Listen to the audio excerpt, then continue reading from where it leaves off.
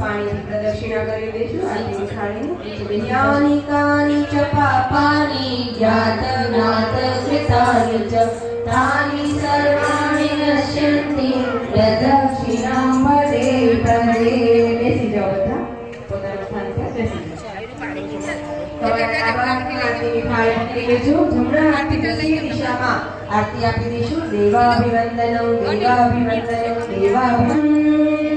ટપકાવેલું ઘી તમારી પાસે છે જે ચોરસ પાત્રમાં લંબચોરસ પાત્રમાં છે એ તમારી અનામિકા અને મધ્યમાં આગળીમાં લઈ હથેળીમાં મૂકી અને ઘસી લેશું.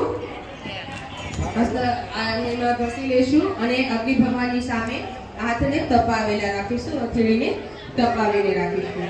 યજ્ઞ વાતાવરણ અને ઋષિ સંદેશને અંગમાં ભરી લેવાના ભાવ સાથે આયુષ્ય, તેજસ્વીતા અને વર્ચસ્વીતાની કામના સાથે આપણે આ આહુતિ ભગવાનનો સૌપ્રથમ પ્રસાદ આપણે ગ્રહણ કરવાનો છે.